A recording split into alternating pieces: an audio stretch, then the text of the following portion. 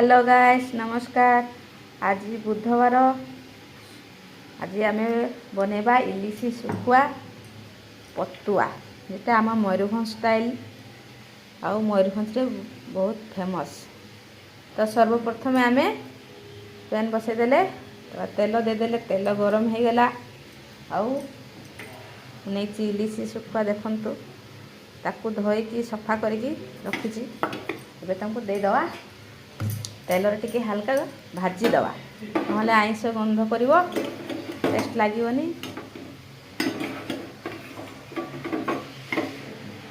एबे देदेले आम इलिशी शुखुआ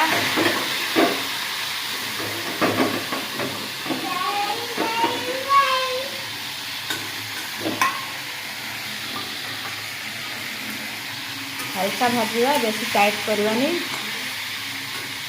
केवल आइंस गंध पाई आम टे तेल फ्राए करवा।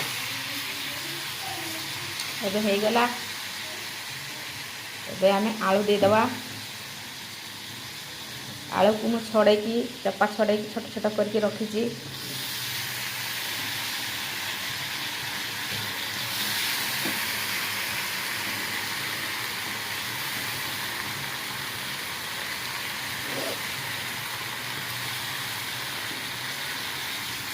आपन को जब शुखुआ भल लगे टे कहे आउ कौ शुखुआ आपन को भल लगे टे कमेंट करेंगे। मत तो सब शुखुआ भल लगे मो बाबू को भल लगे ना केवल मो यहाँ बनी आ टमाटो रखी टमाटो को भी देदेबा।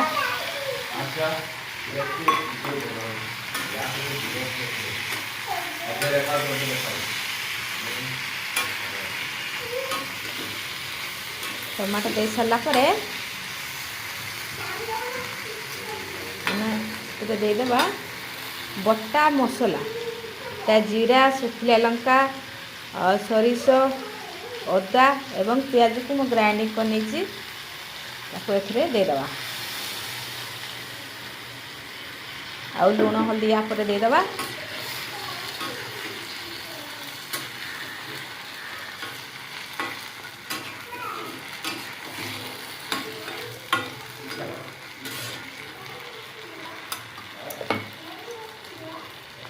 अल्प हलदी दबा जेहेतु एटा लुणी शुखुआ अल्प लुण दबा।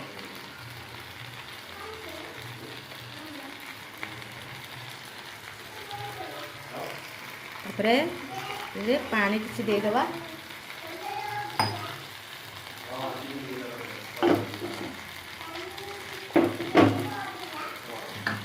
खूब जल्दी ही हो भात सहित गरम भात पखाला भात सहित खायापाई बहुत भल लगे। जहाँ शुखुआ पसंद ताकू एटा तो बहुत पसंद हम बहुत टेस्ट भी लगे। आजे मैंने नॉनवेज खाती बिल्कुल भल लगे आजे मैंने शुखुआ पसंद करती इलिशी शुखुआ कहले पाटिरू लाल बोहिबो से शुणिला मात्रे इंटरेस्ट हो जाए केमी कौन हो देखा। मो मयूरभंज स्टाइल शुखुआ पतुआ करछि जदि आपन को भल लगी थाए गोटे लाइक शेयर करंतु मोर नुआ नुआ वीडियो देखिया पाई मते आगु को जीवा को पड़िबो। रहिली जय जगन्नाथ।